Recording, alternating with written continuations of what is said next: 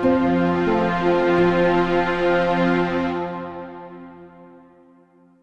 you like paying less taxes? What if there's a way that you could achieve this while also investing in the lucrative world of exploration and mining?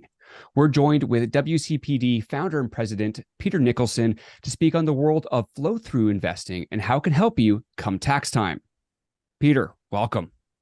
Yeah, thanks for having me, Brandon. And thank you for coming on. Well, first and foremost, what are flow-through shares and why should all Canadians be aware of them? Can you walk us through an example of how this would benefit someone's taxes? Sure. Flow-through shares have been in the tax code since 1954. So that's 3 years older than RRSPs. The government of Canada wants you to do more RSPs. That helps with, of course, retirement, less pressure on the government. They want you to do TFSAs, that's tax-free savings accounts. Again, another tool like RESPs for the kids and flow-through shares. So those are the categories. There really isn't any other government-supported tax policies. There are other structures to save on tax, but those are usually what someone might be called a loophole, taking advantage of the government. This is not that case. I want the listeners to, the viewers to really understand this is something the government wants more of because it's been in our economy for so long, since 54. Canada's blessed with terrific mineralization and also oil and gas, but we've been weaning ourselves off that, of course, to get to zero carbon. But with new minerals, we need them more than ever to get to zero carbon. Those are what we'll talk about as the critical minerals. A flow-through share, these are small companies. The business is made up of small exploration companies who are taking on the risk, very similar to venture capital. They have 1 out of 10, you get something exciting in a drill bit, and 1 out of 100, you get a junior mine. So the government understands that, and they want to shoulder that risk with our investors, and they will allow you to get 100% to the tax deduction on the money you invest, very similar to the RSP. So if you had a $300,000 salary, there's maximums of what you can buy at this number, but they're big maximums, roughly 30% of your income. So that could be $90,000 on 300, and that would bring your income down to $210,000. Now, the government understands these are small companies. If they find something big, then bigger companies buy them, like a Teck or a Barrick.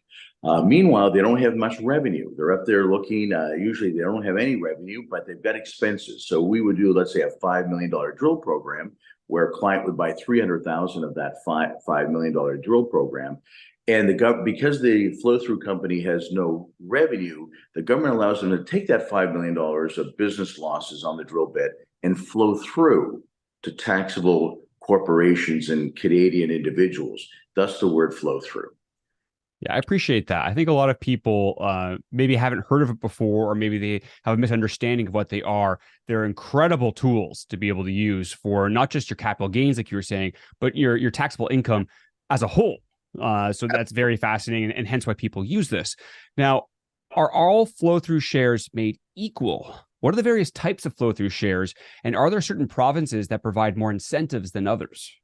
Correct. Yeah. There are. I would call there's 4 separate categories of a flow-through share, and we're going to start with the CEE, or the 100% tax deduction with no other credits, and then there's another category called CDE, Canadian Development Expenses, and CEE is Canadian Exploration Expenses.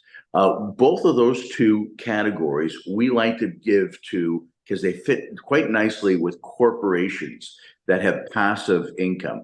If you have an operating company like I do, or I have a holding company, anything that have interest income, and for the first time in years, I'm getting a 4% interest, let's say on $1 million of cash that's in my operating company, that's 40 grand. We can shelter that 40 grand, and it's taxed at 50.6%. So those particular categories are perfect for corporations because they have no tax credits and an additional deduction after the 100% deduction. CEE is underground drilling. Okay, so you found the resource and you're generally going sideways to see how big it is, not going down from above, from above drilling down. And because there is less risk, you're again defining how large the resource is. You've already found it. They give you just the 100% tax deduction in CEE. So perfect fit for corps. CDE, development expenses, you're building out the mine. This is the other category. So the resource has been found. We're all excited. It's going to be a mine in the next 5 years. So these would be all the expenses of growing and developing that mine. And it's over a 10-year time period. You're going to get 45% deductions this year, the first year, and then the remaining 55% are amortized over the next 9 years. You get most of your deductions on CDE by about year 6 or 7. You've already gobbled up about 80% of them. So those are our corporations. Now the exciting part is individuals, super flow through. Since 2001, the federal government has not only given you 100% tax deduction if you're in grassroots exploration, as they call super. There hasn't been a discovery in that particular land area, and they will give you a 15% federal credit plus the 100% tax deduction.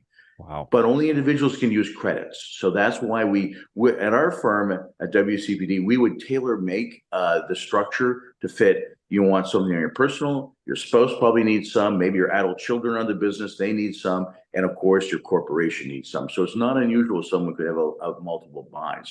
And getting back to your provincial credits. So provincially, Quebec is the best. They'll give you an extra 25%. Manitoba, Saskatchewan are 30% provincial credits. Quebec trumps them because there's no capital gain on the Quebec portion. So Quebec is by far the best, followed closely by Manitoba and Saskatchewan, and then 20% in BC. There's 5% in Ontario, and then the rest are zero. So that would be Alberta residents, the Atlantic Canada. You would just get the 15% federal and no provincial. Once again, we would choose, if somebody had a Quebec drill program, we would choose a Quebec taxpayer because the taxpayer has to be in that province to be able to use those provincial deductions. BC drill programs, we give to BC taxpayers. And then the last piece is the new critical mineral. That just came out in April. Yeah. The most exciting thing I think has happened to our industry I've been doing this for 36 years. I'm very excited about critical minerals. And the federal government is supporting us. They've given another 15% federal. So let's just call it 30% federal credits when you're looking for their 17 critical minerals on top of the 100% tax deduction. And remember, a tax credit for the viewers is twice as good as a deduction. A credit of 30,000 is 30,000 off your income tax. A tax deduction of 30,000, and when you're at the top marginal rate of 50%, saves you $15,000. So the 17 critical minerals, the big ones are copper, nickel, lithium, cobalt, scandium. The list gets long. Of course, uranium. These are all of the minerals that are going to get us to zero carbon and save our planet. Yeah, I so that's a long-winded answer, but I mean, there's 4 categories, and we'll tailor it to fit perfectly whatever the client wants. I appreciate that very much. I've heard about flow through shares for years. I've taken part in it in the last couple of years myself, but that was the best explanation I've heard on the various different ones. So I do appreciate that very much. Sometimes a long-winded answer is a good answer. Okay. My next question for you. The federal government is aiming to help facilitate investment and growth in our critical mineral space, just like you said. Critical mineral flow through shares are one of the incentives they created for this. Are you seeing this avenue increase in popularity since it was introduced? And is it enough to spur more investment into the industry? Yes, for sure. And I'll give you some history. Unfortunately for mining, they go back, hundreds of years of, mankind. Even since 5,000, we've been needing copper and heavy metals and to make our utensils. And as we got through the last 100 years, 150 years, mining does not have a good reputation. Critical minerals is changing that. We've been known as having bad human rights issues, of course, in Central America, South America, and Africa. We've had issues with the environment, right? Clear cutting and damaging the environment. So the mining industry has been improving on that, but it really took critical minerals to be in the forefront. It's been in the Wall Street Journal almost every week or every second week. It's been in the London Times. It's been in the Globe and Mail, the Financial Post. People are talking, we need 10 times more of these electric minerals to be able to hit zero carbon. So I went from being not very well liked at a cocktail party. Oh, you're in the mining business 5-6 years ago. I don't know how we got invited to this great event, to now being embraced that I'm a positive. a positive for the environment, not a negative. So that means a hell of a lot. And I think we're just in the inning number one. We're at the very beginning of a 20-year bull market in critical minerals. It just hasn't really taken off yet. But once people understand that we have to find 10 times more, that's a massive demand, and there's not a lot of supply. And we all know what that means in economics. Prices will go higher and money will be made.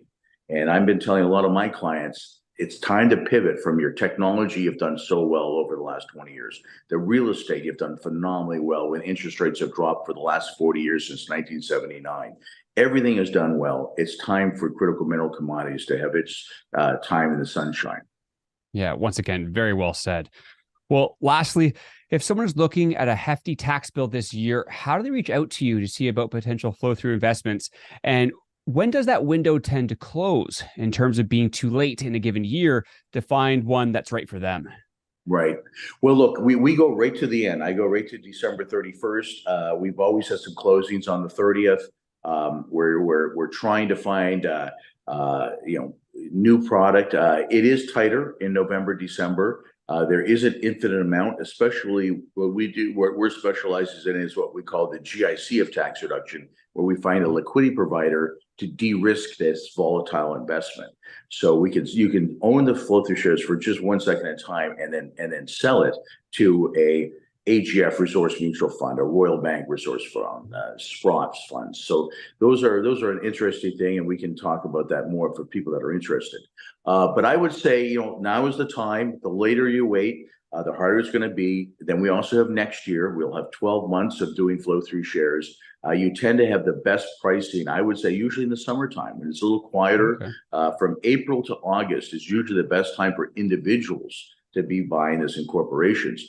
If you're an issuer, if we have a viewer here that runs a mining company, they like to get good premiums, and they're usually in the driver's seat now at the end of the year. Same thing with the same thing with our liquidity providers, and usually in the early months before a federal budget. People are always, these are so good, Brandon, they don't want to take any risks that there could be a negative tax law change. I don't see that coming. I've been talking, I'm based in Ottawa. The politicians want more drilling and they want more giving, which a lot of our clients use the flow-through shares to give to their favorite charities. So I think we're good. And how do you reach me? Well, you can Google Peter Nicholson. I'll just give you my private cell number. Happy for anyone to take anyone's call. I've got a team of 20, but I'm at 613-851-0417. You go to our website. It stands for Wealth Creation Preservation Donation. And myself and my team would be happy to answer your questions and educate you further. Fantastic. Once again, okay, Peter, thank you so much for your time. Always a pleasure speaking with you. And like you were just saying there, if anyone wants to reach out, whether you're an issuer, investor, corporation, you know where to turn to now. Thank you so much, Peter. Well done. Thank you. Bye-bye.